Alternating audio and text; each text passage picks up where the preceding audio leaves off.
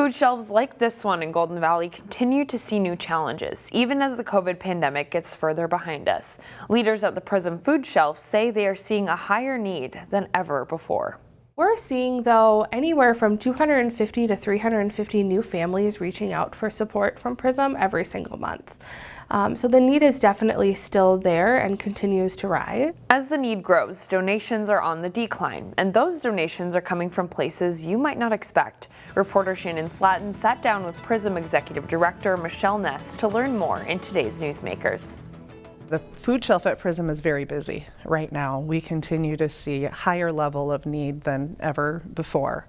Hunger Solutions reported 7.5 million food shelf visits last year, and that's what we're seeing in our food shelf as well. There's a lot of people coming to access the food shelf for the very first time.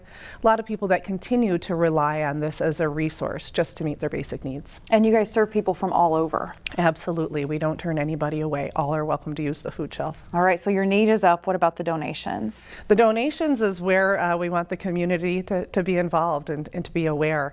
So donations financially are always exceptionally helpful so that we can procure the items that we need. But we've also seen donations from grocery stores, and our ability to receive donations through food banks decline.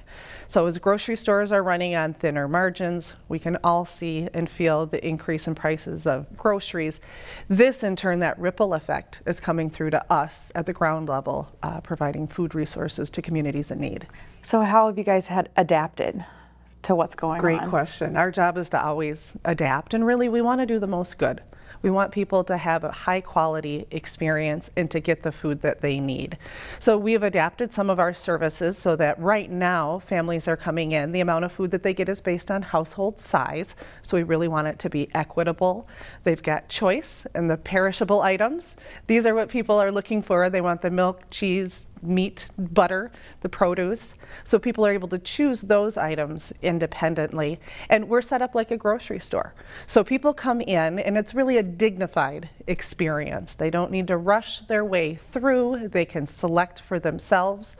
People know best what they want and what they need. And what their family will eat. Absolutely, absolutely. And we want them to get the food that's going to be most helpful. All right. And so if there was any message that you would want people at home to know about what you guys are facing and how they can help, what would you say? The need is very real.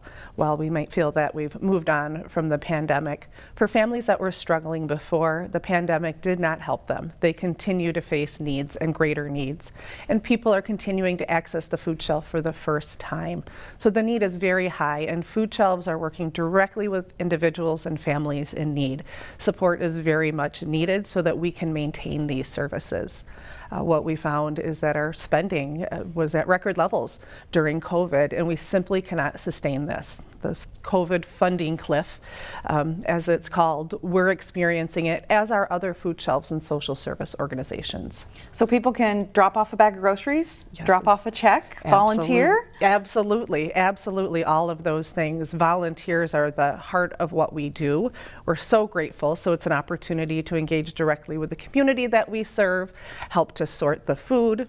We've got a thrift shop. Lots of great ways for people to be involved in meaningful and very helpful ways. All right, and find out more on your website for sure. Yes, prismmpls.org. Very good. Michelle Ness, Executive Director of PRISM, thank you very much for being here today. Thank you.